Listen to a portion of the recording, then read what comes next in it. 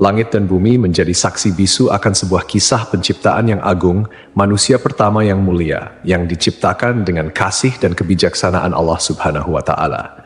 Nabi Adam alaihissalam diberikan amanah sebagai nabi pertama yang dipilih oleh Allah untuk menyampaikan tauhid dan menjadi pemimpin pertama di bumi. Allah Subhanahu wa Ta'ala memberitahukan kepada para malaikat tentang keinginannya untuk menciptakan Nabi Adam alaihissalam dan keturunannya. Para malaikat bertanya untuk mencari tahu hikmah di balik penciptaan Adam dan keturunannya, bukan untuk membantah, menghina, atau dengki terhadap keturunan Adam seperti yang dipahami oleh sebagian mufasir. Mereka berkata, apakah engkau hendak menjadikan orang yang merusak dan menumpahkan darah di sana? Menurut salah satu pendapat, kerusakan dan pertumpahan darah sudah pernah terjadi sebelum Nabi Adam alaihissalam diciptakan, dan hal itu dilakukan oleh para jin dan sekelompok jin lainnya. Jin sudah ada 2000 tahun sebelum Adam alaihissalam diciptakan, dan mereka saling menumpahkan darah. Kemudian Allah Subhanahu wa Ta'ala mengirim sepasukan malaikat untuk menghalau mereka ke semenanjung lautan. Menurut pendapat lain, para malaikat mengatakan demikian karena mereka tahu bahwa makhluk-makhluk yang diciptakan dari unsur bumi biasanya berwatak demikian. Lalu Allah Subhanahu wa Ta'ala menjawab pertanyaan para malaikat, "Aku mengetahui apa yang tidak kalian ketahui." Artinya, Allah mengetahui maslahat besar di balik penciptaan manusia yang tidak mereka ketahui. Di antaranya akan muncul para nabi, rasul, orang-orang syidikin, dan syuhada dari keturunan Nabi Adam alaihissalam.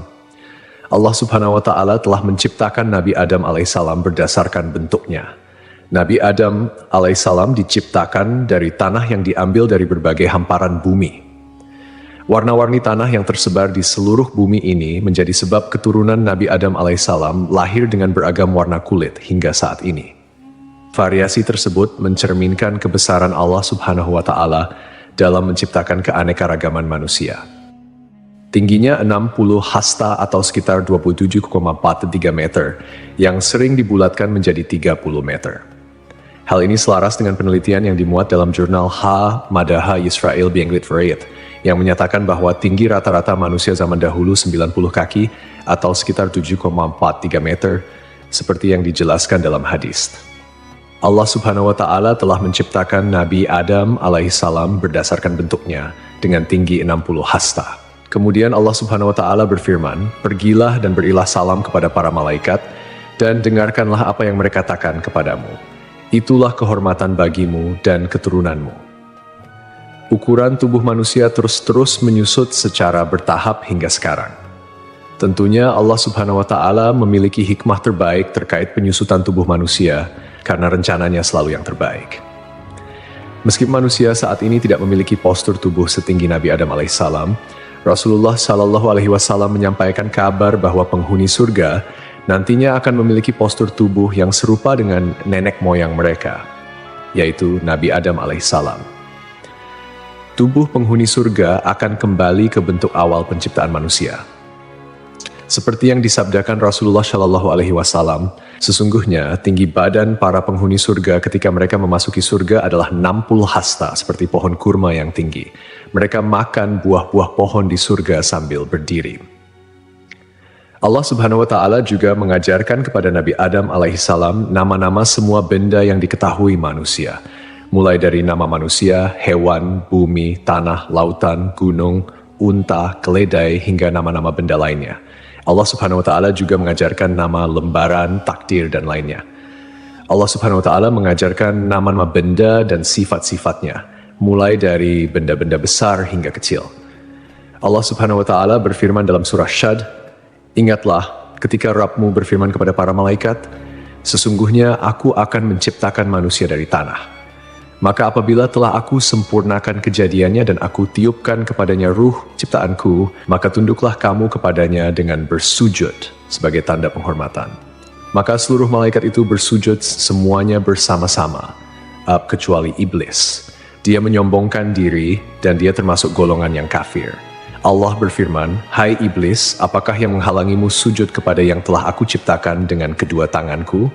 Apakah kamu menyombongkan diri ataukah kamu merasa termasuk orang-orang yang lebih tinggi?" Iblis berkata, "Aku lebih baik daripadanya, karena engkau ciptakan aku dari api, sedangkan dia engkau ciptakan dari tanah." Allah berfirman, "Maka keluarlah kamu dari surga, sesungguhnya kamu adalah orang yang terkutuk, dan sesungguhnya kutukanku tetap atasmu sampai hari pembalasan." Iblis berkata, "Ya Tuhanku, tangguhkanlah aku sampai pada hari mereka dibangkitkan." Allah berfirman, "Maka sesungguhnya kamu termasuk golongan yang diberi penangguhan sampai pada hari yang telah ditentukan waktunya, yaitu hari kiamat."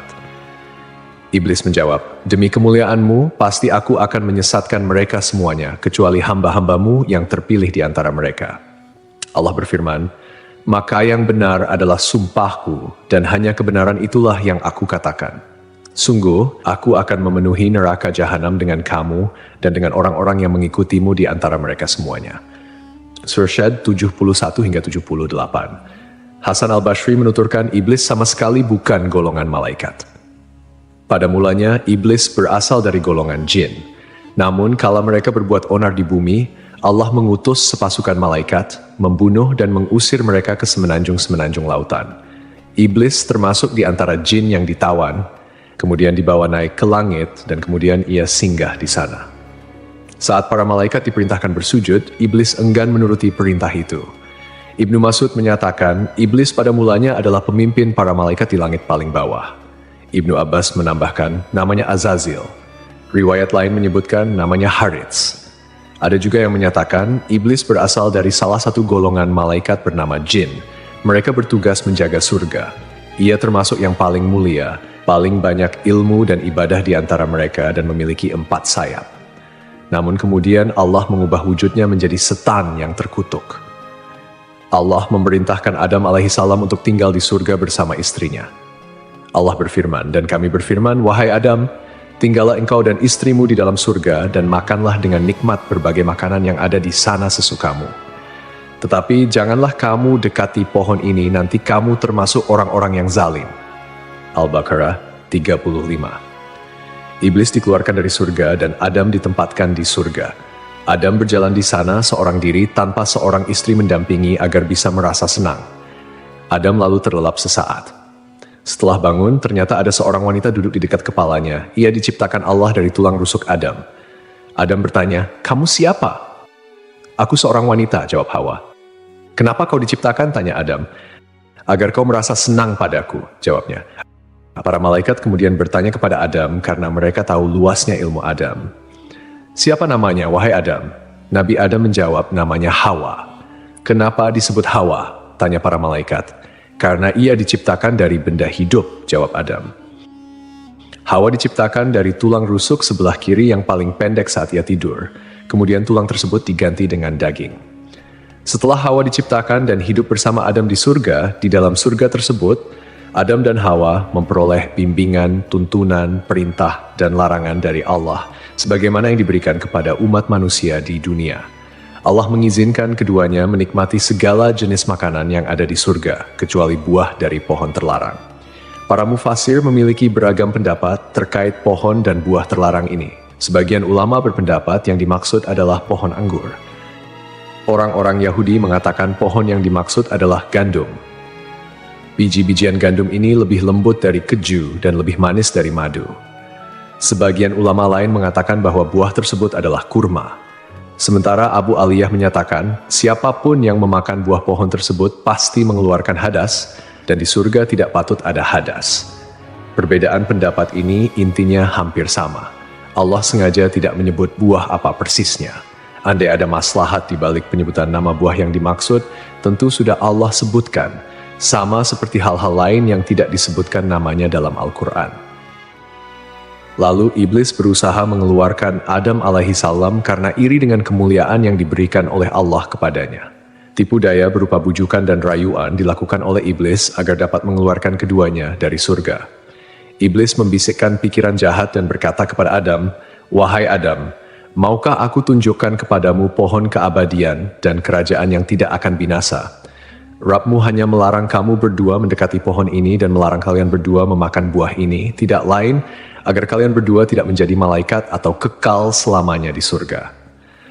Artinya, jika kalian berdua memakan buah itu, kalian berdua menjadi malaikat atau kekal selamanya di surga.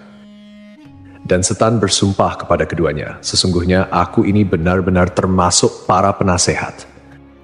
Setan membujuk mereka dengan tipu daya. Hawa lebih dulu memakan buah pohon tersebut, dan dialah yang menyebabkan Adam memakannya. Andai saja Hawa tidak mengkhianati suaminya, Adam tidak akan memakan buah pohon terlarang tersebut. Ketika mereka mencicipi buah pohon itu, tampaklah oleh mereka auratnya. Saat itu kedua mata Adam dan Hawa terbelalak dan keduanya mengetahui bahwa mereka telanjang. Kemudian keduanya mencari dedaunan buah tin lalu mereka gunakan sebagai untuk menutupi aurat mereka. Rasulullah bersabda, "Sungguh, Allah menciptakan Adam, lelaki berbadan jangkung, berambut lebat, seakan-akan pohon kurma menjulang tinggi. Saat memakan buah pohon, pakaiannya terlepas dan bagian pertama yang terlihat adalah auratnya. Saat melihat auratnya, Adam berlari di surga. Allah memerintahkan dua malaikat untuk mengeluarkan Adam dan Hawa dari dekatnya. Jibril kemudian melepas tiara dari kepala Adam dan Mikail melepas mahkota dari keningnya.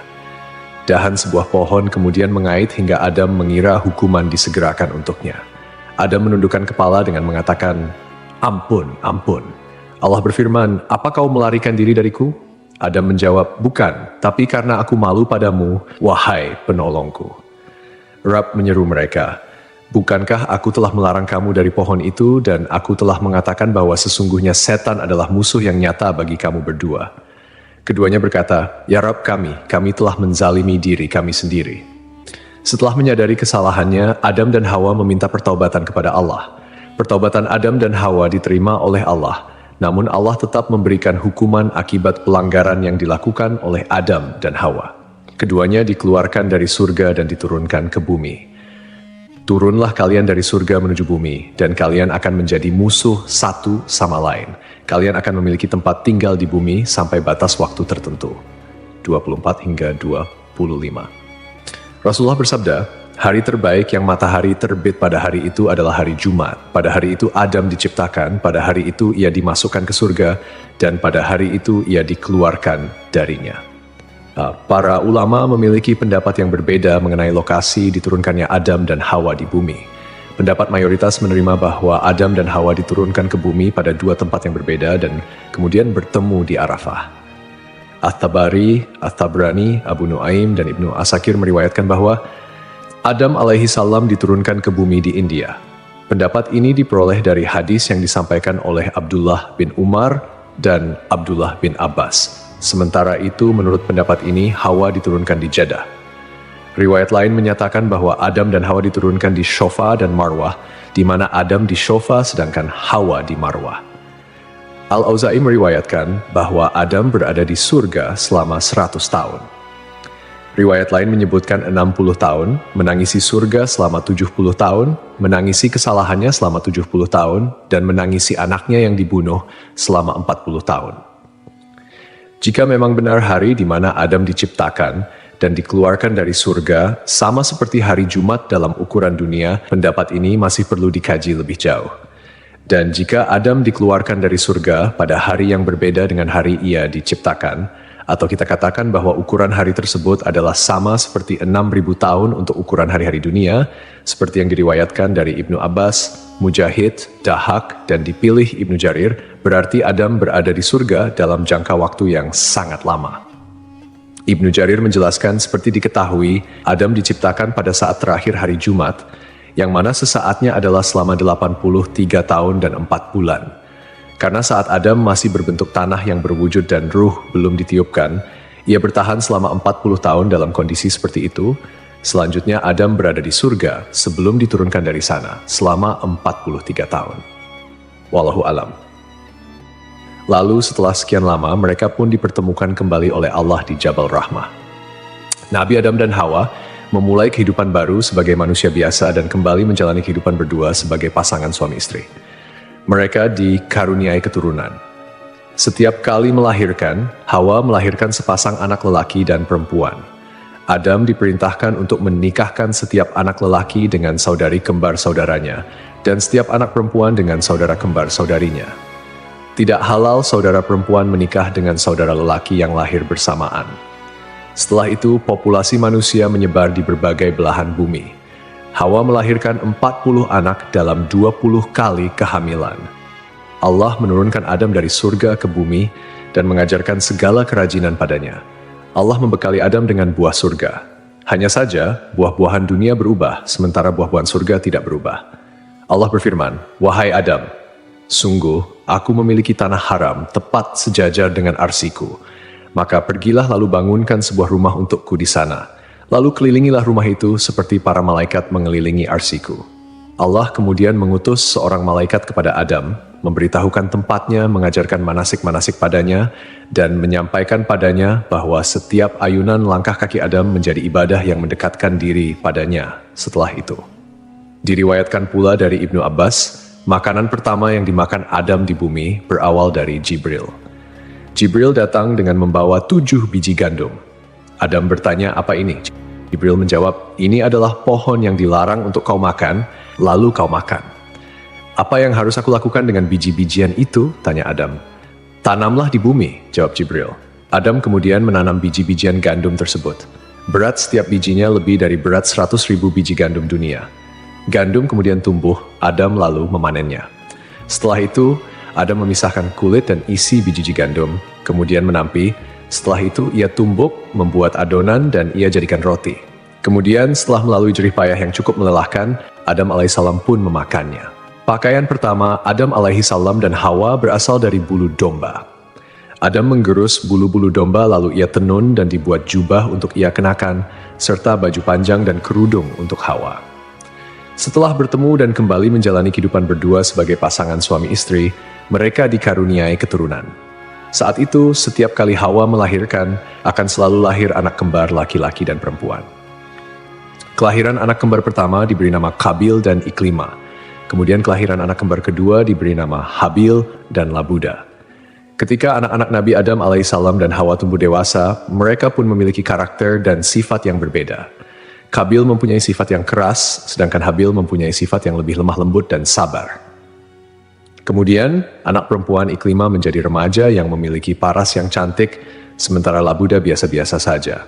Seiring bertambahnya usia, mereka mulai tertarik pada lawan jenis. Hingga Allah menurunkan kepada Nabi Adam alaihissalam dan Hawa bahwa keempat anaknya harus dinikahkan sesuai aturan yang tidak memperbolehkan pernikahan dengan anak kembar. Dengan kata lain, Kabil tidak bisa menikah dengan Iklima, begitupun Habil yang tidak bisa menikahi Labuda.